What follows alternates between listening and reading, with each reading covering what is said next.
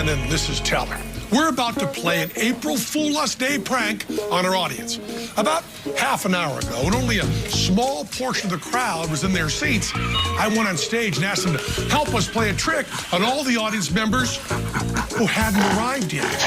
I told that small group of early arrivals that I was going to say 4 random words, count to 3, snap my fingers, and tell everyone in the theater to say whatever word happens to be in their heads. And when that happens, I told my newly recruited pranksters to yell out, "Snow tire." If this works, it'll blow the minds of the rest of the audience. And if you want to pause or record this show starting now and play it back for an unsuspecting friend, if you blurt out "snow tire" the appropriate moment, you'll April Fool them too. Okay, here we go. Thanks, Rob. From the Penn and Teller Theater at the Rio Hotel in Las Vegas, it's the Penn and Teller April Fool Us Day Special, starring me, Penn Jillette, and Teller.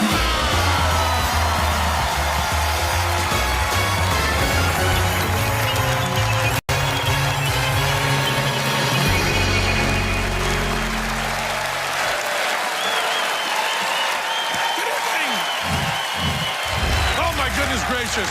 Welcome to our April Fool Us Day special. Tonight we're going to look back at some of our favorite moments and favorite foolers from the first 4 seasons of the show. You'll see acts that amused us, amazed us, and fooled our asses good. Along the way, we'll let you in on some tricks of the trade and even show you the inside workings of how a few magicians pulled the wool over our eyes. But don't think this is just a best of special, because you're going to get to see us do a couple of tricks that have never been seen on TV before, along with some other surprises. So, let's get started. You know, several years ago, Nobel laureate Dr. Daniel Kahneman wrote a book called Thinking Fast and Slow. It's a great book. And it's the first place that I heard about this psychological principle called priming. Now, priming is used all the time in advertisements and restaurant menus and so on. But the experiment that interested me so much was this prediction that scientists could make. They found words, like 4 words that seemed totally random, totally unconnected, but you could say those 4 words and predict what word most people would say when you counted to 3 after that and snapped your fingers. Now, we're going to try it here. Now, we've got a prediction. Teller, bring out the prediction.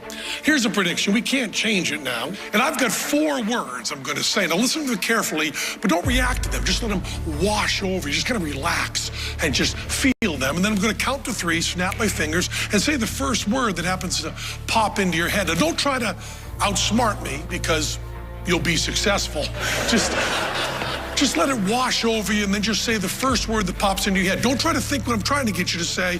Just let it work for you. Here's the 4 words. Fortitude.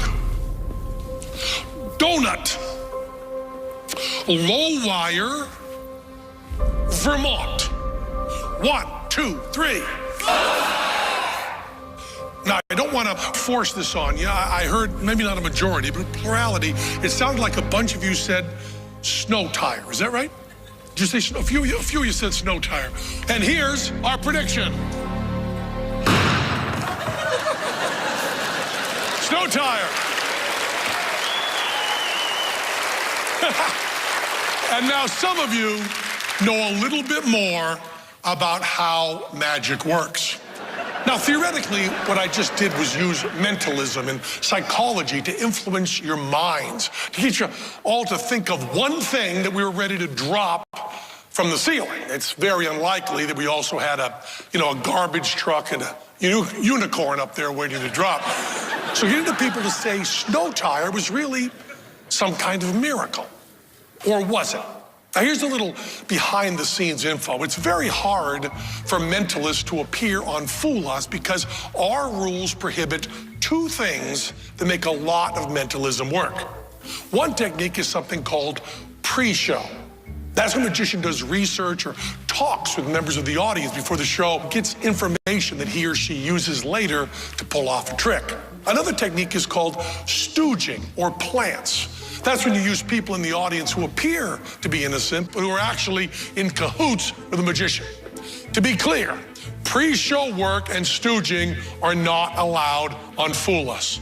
Fortitude, Donut, Low Wire, Vermont.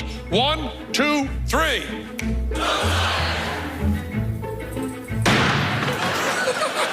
We can do this all night.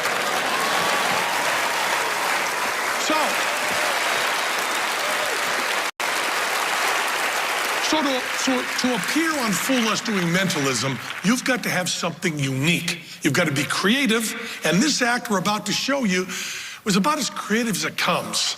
It's from that hotbed of magic, Belgium, a guy named Yo and his mind-reading chicken named Curry. Alison, before we start this mind-reading experiment, can you please confirm that Curry wears no electronic devices, okay? So, nothing under this ring, No. right? Nothing under this ring? Okay. Nothing on this side? Ooh, Okay. yeah. Nothing on this side? Okay, Okay, yeah, that's enough. I That's believe enough. you. We all have dreams in our life. My big dream is to pull Penn and Teller. Now, I can imagine you also have big dreams. Maybe something that's still on your bucket list. Can you think about one dream? Don't tell us. Then I'd like you to write it down on this piece of paper, and when you're finished, just turn it over, okay? Okay. Go ahead. Oh, wait, Curry. Okay. Don't look, okay? It's mentalism. Okay. Okay, perfect.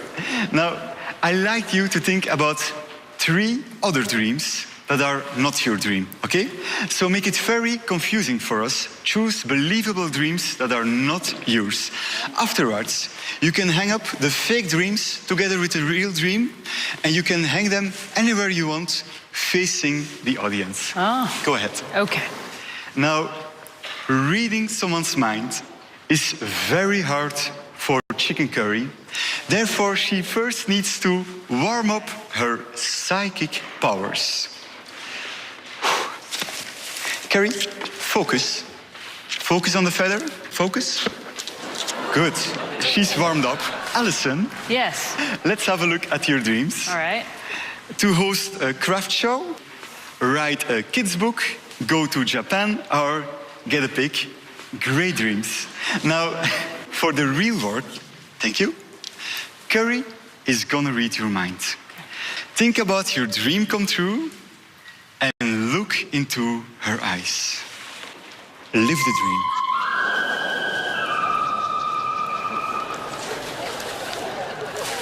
I think she got it.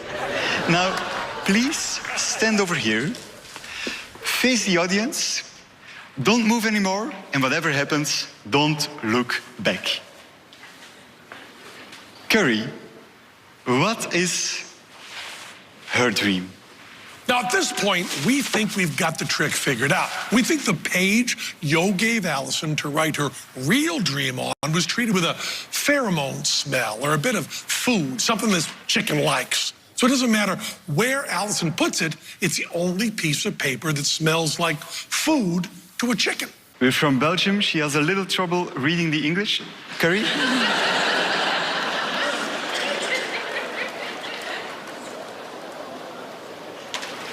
One moment. Curry has made a decision. We cannot go back.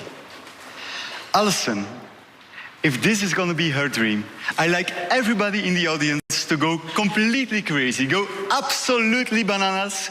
It will mean that Curry is going to live another day. Alison, for the very first time, what is your dream? Well, whatever it says, so she can live. Now, what is your real dream? The craft show. The craft show. Now we're thinking, we got this. No way we are getting fooled by a chicken. Penn and Teller, I like to give these papers to you guys just as a souvenir. There is nothing remarkable about them. No funny smells, no hidden candies. They are all yours. Thank you very much. Thank you. And then Yo hands us the papers. Now, often you can bust a magician the moment you inspect their props. When a magician hands you the props, before you even ask, Well, we know we're in deep trouble. When Yo handed those over, those perfectly innocent-looking sheets of paper, it blew our first theory to shreds. So we had to quickly come up with a new solution on the spot. In case you needed any more proof that this is the greatest show that has ever existed on TV, two grown men have been sitting here deliberating about how a chicken pecked a certain piece of paper. We think that although there's this homey farm barnyard quality to the setup over there, that conceals a little bit more sophistication. And we believe that from that, you were able to get the information. We think we know how it's transmitted to you, but rather not give that up. And then you were able to then signal the chicken what to do. So the chicken was not the mentalist, you were the mentalist. I know what you see. They got an impression that I did something, but the impression is wrong. So, wait, so the chicken did all the work? She did all the work. I had no idea what was your dream. Oh, so the chicken... You really didn't? You had no idea what your dream was? I had no idea. So wait, the chicken fooled Penn and Teller. I think we were fooled by a chicken again. Yoderick's psychic chicken is a fascinating example of us being fooled by a method that's so specialized it was impossible to guess at. And we learned later he essentially had a way for the chicken actually to do the trick for real. It's the last thing we'd have guessed. Time for a quick break. When we come back, some lucky viewer is going to get a chance to win a little over $4 million. Or it could be April Fool's. Come back and find out.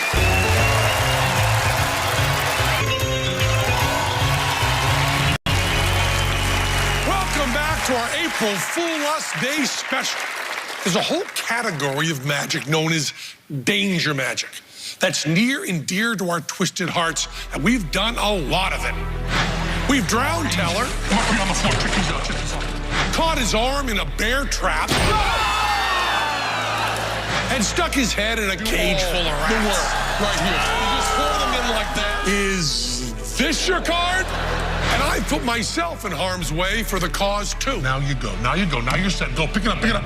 And is that your card? The Queen of Hearts. Is that your card? It really isn't? Are you even going to remember your card?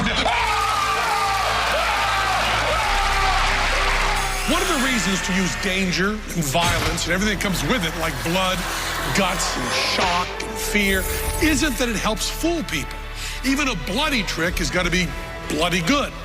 The reason magicians use danger is the same reason Shakespeare used violence. It's exciting and it celebrates life. There's another important point to make. Good danger magic shouldn't actually be dangerous. We believe doing something that could truly injure somebody would be immoral. If you're stupid enough to really put yourself in danger, you're not a magician, you're a troubled adolescent.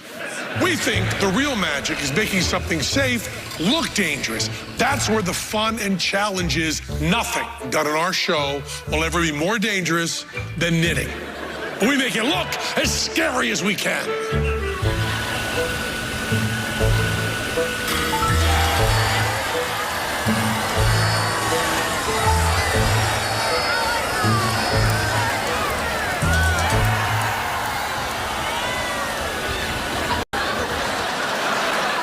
It's not easy to be funny, and it's not easy to be a professional magician. If you're both, that's 2 times not easy, which equals pretty damn good. One of the best guys at this is Handsome Jack. He came on our show, took an old trick that he knew we knew. We figured he had no intention of fooling us, he just wanted to be funny. But he had a different method from the one we were expecting. And it's harder to focus when we're laughing. So he made us laugh and took us down. Hello, Las Vegas! Prepare yourselves for the Handsome Jack experience Anybody who does not want to get his mind blown out of his ass should leave the room now. So, since we're a little pressed for time tonight, I will just have to tell you about the things you won't be seeing me do tonight. Now, you're probably thinking the same thing we were at the time. This is the oldest trick in the book, tearing a sheet of paper into a bunch of pieces, then restoring it to its original form. But just wait.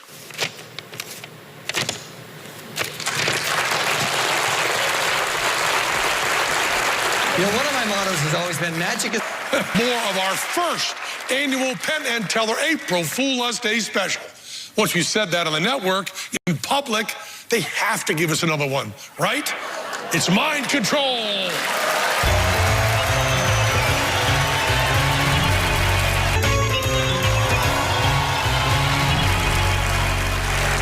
Welcome back. In honor of tonight's April Fool Us Day special, we're focusing on acts that got the better of us. But to be fair, we're kind of hard to fool. In fact, nearly 200 acts have tried, and we've been fooled less than 25% of the time. And out of those acts that fooled us, over half of them have been card tricks. And you can't talk about magic without talking about cards. There are a million card tricks out there. That's because it's easier for magicians to get a deck of cards than it is to build an elaborate box that allows someone to float in the air while they're getting sawed in half. That said, card tricks probably take the most time and dedication to master. Big tricks just take big money. If you're a loyal Fool Us fan, you've heard us bust a card trick by talking about a force. And you probably know a force when you think you have a free choice, but the magician actually makes you pick the card they want you to pick. For example, Teller wants me to select the 3 of clubs. And I selected the 3 of clubs. No matter what I pick, it's going to be the 3 of clubs. Now, that's a pretty expensive way to do a card force. You got to buy 52 decks, pick out each of the card you want, put them all back together. But there's cheaper ways to do a force. Here's a force that you can learn, okay? This is a regular deck of cards. I'm going to show it to my friend like this. Here you go. Cards are all mixed up and they're all different. You can see that, right? Now I'm going to turn my back and just cut off any amount of cards you want. Just cut them off there. Now, do you have any idea how many cards you cut off? Okay, then take the card you cut to and take a look at that. And you picked the 3 of clubs. Yeah. That's a card force you can do real easily. Just take your deck of cards and put the 3 of clubs on the bottom. And then you tell them behind your back to cut off a few like this. Now, you don't care how many they cut off. When you ask them how many they cut off, that's just misdirection. Because while I'm asking how many I cut off, I'm taking the bottom card, the 3 of clubs, and moving it to the top. Right? That's all I get to do. Then I move across and say, well, take that one, look at it, focus on it. Whoa, just concentrate on it. It's a red, no, it's a black. It's a black card. No, it's a spade, a club. No, it's a club. It's a low club. 2, no, 3. The 3 of clubs, like it always is. Once a force is complete, the rest of the trick is just performance. You've already been had. The dirty work is done. Now just walk it home. And speaking of dirty work, no one does dirty work cleaner than Fool Us alumnus Richard Turner. Turner calls himself a card mechanic, and it's easy to see why. Well, howdy.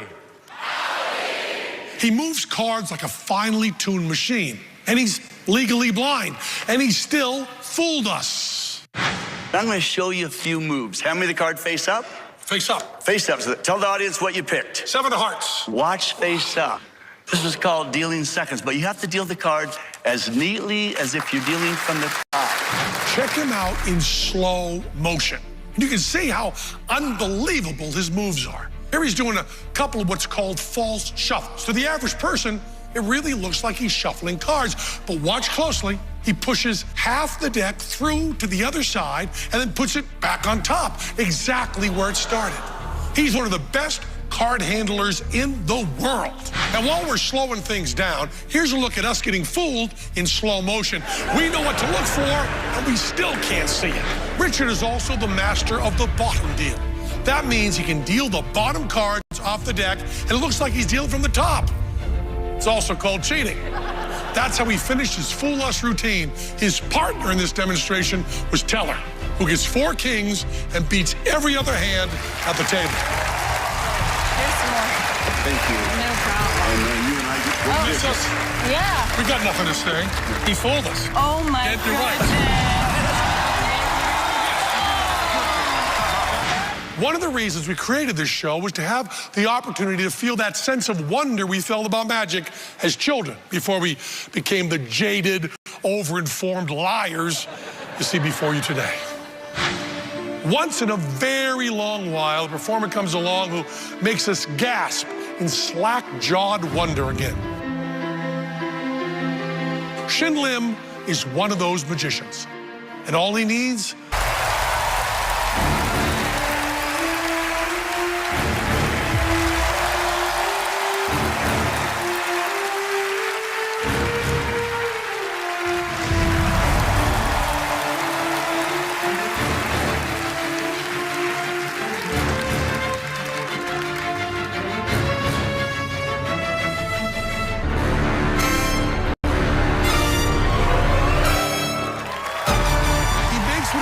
so entrancing to the eye and ear that you get carried away. You see the forest, but not the trees. When it comes time to give a solution, there's only one thing to say.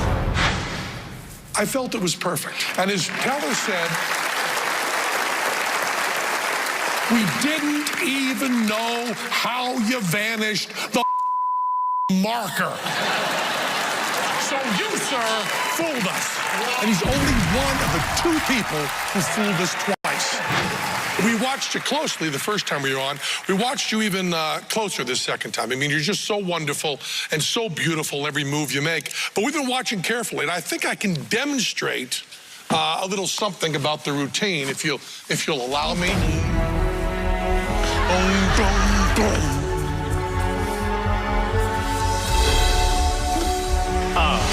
Yep. He fooled us.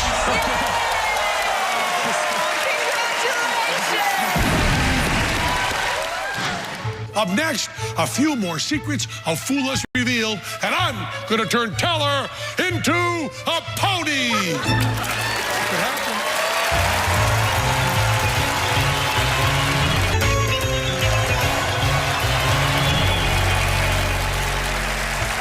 Welcome back.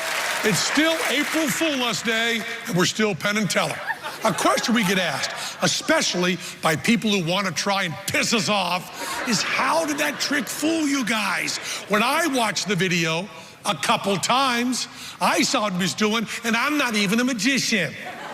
Truth is, there are a lot of different ways to fool us, including some you might not expect. For example, one way is to do the magic right under our noses. We use this technique ourselves. It might seem like someone on stage is the most likely person to catch you doing funny business. Quite often, the opposite is true. You're too close to see what's going on, which is exactly what happened to Teller when Chris Rose came on the show. Hi, guys. I'm Chris, and I need some help. Teller, would you please join me on stage? Penn, honestly, you scare me. I would like to invite Allison instead. Would you please join me? So here's the game. It's similar to Simon Says. If you do what I do exactly, you win $100. If you don't do what I do exactly, you lose. Ready? Ready.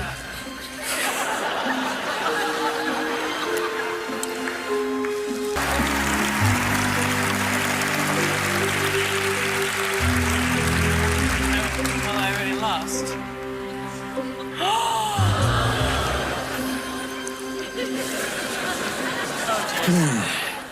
You can have the money. No thanks. Perhaps the smartest thing Chris did was exploit our weaknesses as observers. Teller was too close and too busy following Chris's instructions. He missed the key magic moment when Chris loaded the cookie into his mouth. And I was so far away from the action that I missed it too. So we're going down a rabbit hole trying to figure out if he could have kept the cookie inside his mouth the entire time. And now you're about to watch us go down hard. But I'm going to go out on a limb because I'm not sure. I think that what you did there was not sleight of hand. I think it was not a gimmick. I think it was not a fake prop. I think what you did there on that stage was something I am naming right now sleight of mouth. I think you did that with sleight of mouth. I think you did it. I don't think you loaded another cookie in. I don't think you palmed one off. I don't think you stole one anywhere. I think you did sleight of mouth. Are you skilled enough with your mouth? How skilled are you with your mouth? Now you're getting personal. I am getting personal. I'm getting very personal. How skilled are you with your mouth, Chris Rose? How skilled are you with your mouth? I am very skilled with my mouth, but it was not sleight of mouth. Wait. It was not. It was not sleight of You mouth. actually snuck that cookie in another way. Oh, boy. You actually did. We ran experiments. We looked. We think you almost should be able to hold that in your mouth while drinking, and you say you didn't? Correct. Okay, then you fooled us, man. Easy as that. You fooled us with a cookie. With a cookie. He fooled us with a cookie. Thank you. Fooled by a chicken. Fooled by a cookie. We also get fooled by a sugar packet, but we don't want to talk about that. Maybe the way to fool us is by doing tricks with food. We never conceived of this show as a forum to prove how smart we are. I think that last trick demonstrates it. We just really wanted to showcase great magic. One of the cool things we discovered when we looked back at tricks on this April Fool Us special is that some acts were even better than we thought we saw them the first time. Check out this great bit of sleight of hand from a magician named Simon Coronel. What Simon performed was his variation of a classic coin routine called three fly, where 3 coins magically fly from one hand to the other. We're going to create the illusion for you tonight of these poker chips traveling, apparently impossibly, from one hand, my right hand, over to my left hand, one at a time. Doesn't seem like a big deal, but if there was a way to do that without you seeing them go across, that would be something to write home about. So, here we go. One at a time from hand A to hand B.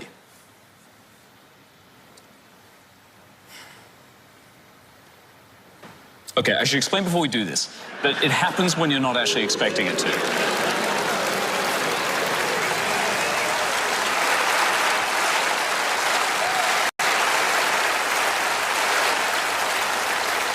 Now, the reason that's possible is because even if you're focusing really, really closely on the chips, you can't split your attention and look at what my wrists are doing, or what's happening down at my elbows or up at my face. You get distracted for just a second and miss the moment as it apparently goes across. The problem is you guys are now basically the most attentive I think you might have been all day at this point. And there is no force on earth that is going to make you look away from that poker chip. So I have to do something different and more elaborate. Hide it, so that even though you know where it is, you can't be 100% certain anymore. Change the position to try and confuse your motion tracking, even bluff as to where it actually gets to, and make it completely disappear. Okay, no, really, make it completely disappear, but still travel back to the hand. Wow. Now, we do have judges in the booth watching and listening, but Fool Us is also run on the honor system. We try and give the magicians enough information to understand how we think they did their trick, but without giving it totally away. Then it's up to the act to let us know if they've heard enough detail. Oh, yeah, they know. Oh, That's okay. But so good! But it was really good. Looking back, we've got some questions. We asked Simon to come here. Simon, are you here? We had some of the Fool Us guys in the audience. I believe Simon. Here, come up here, would you please, Simon? Up here. Yeah. There's Simon on stage. You just saw him do it, man. That was amazing. Even seeing that again is mind-blowing. How you doing? Now, we have a question for you. Do you have the chips that you used? I do, actually. Okay, because we thought This trick is normally done, could we see them? Sure. This trick is normally done with gimmicked coins. They're gimmicked, they're trick coins, but you never gave these to us. I didn't. To look at. So these are the actual chips. Yeah, these are them. I've been using them in shows ever since. No gimmicks, No. no nothing. So when people ask you about being on the show, Yeah. what do you tell them? It was a great experience. It was an honor that, didn't fool them, but, didn't really expect You say you didn't fool us? No. So we have another question, Simon, which is why the hell were you willing to walk away when you actually fooled us? We were wrong. You fooled us. He fooled us. We just didn't know it. Bring down the trophy. Could you? He fooled us. There you go. Take your trophy. Sorry it took us so long. Sorry it took us so long. Took us a while. That's Simon Tornell. Simon Tornell. Thanks so much, man. Took us a while. We've got a little more April Fool Us magic left in us. We'll be back with a brand new trick and a surprise guest right after this.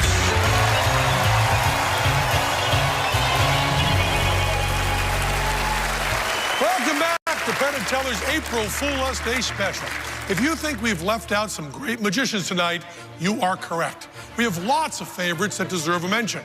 The nude audacity of Vinnie Grosso. The gamble, they were just some things he wouldn't have the balls to check. And he was right. Sean Farquhar and his brilliant comedy magic. Bring it down! Bring it down! Our first ever fooler, the UK's John Archer. The macabre insanity of Rob Zabrecki. And the list goes on and on. Pussy's finger licking good. To end the show, we'd like to bring out a guest who's not only fooled us, he's willing to come out and for the first time ever reveal his method.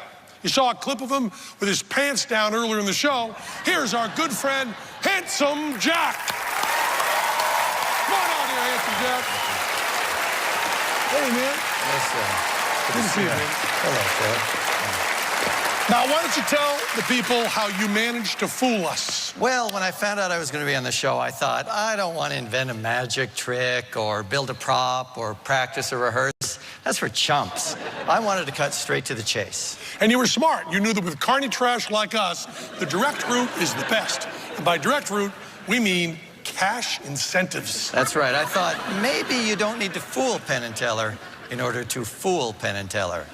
So a couple days before my appearance, I followed these guys to a coffee shop. I thought I'd introduce myself, establish a relationship, and maybe tip the scales in my favor a little bit. Thought I'd start with Teller. That seemed safer. And as Matt King explained on this show, if you fool Teller, you fool Penn and Teller. Hey. It's just a joke. Joke. It's not true. It's not true. So, Teller, I'm so excited. My name's Handsome Jack, and I'm going to be on your show, and I just want to tell you, you are my favorite magician. You too. And I was wondering, could I do a magic trick for you? Do you have any money, like any bill? It doesn't matter the denomination. 10? Great. Now I'm going to take your money, and what I'm going to do is I'm going to fold it into a tiny package. And as your money gets smaller and smaller, your interest and your investment gets larger and larger. And as any bank teller will tell you, Teller, if your interest increases, well, so does your money.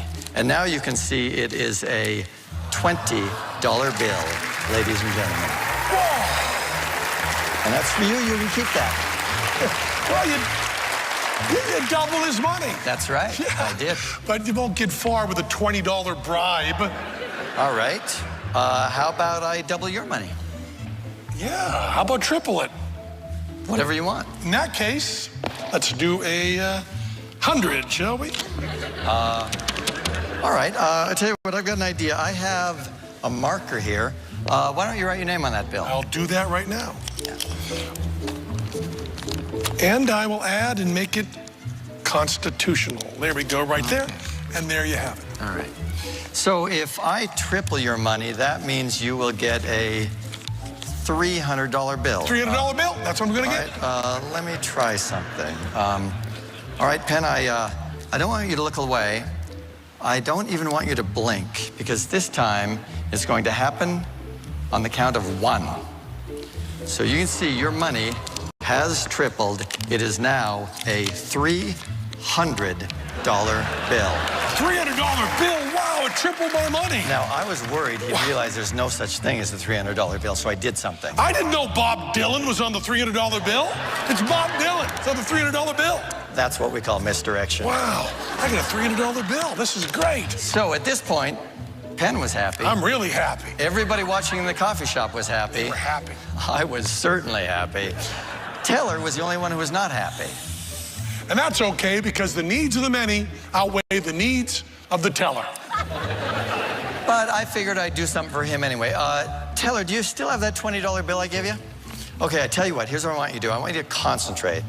Wave your hand over the bill and think handsome thoughts.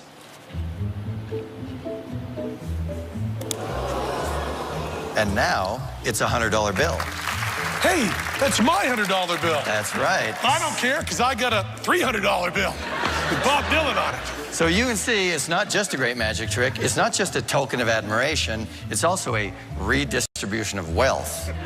And that is one way you can make sure you fool Penn and Teller. Handsome Jack. Handsome Jack right there. Nicely done, man. That's Handsome Jack right there. Handsome Jack. Woo-hoo! Bob Dylan on the $300 bill. I did okay. Ooh. That's it for tonight, folks. Come back and see us later this summer.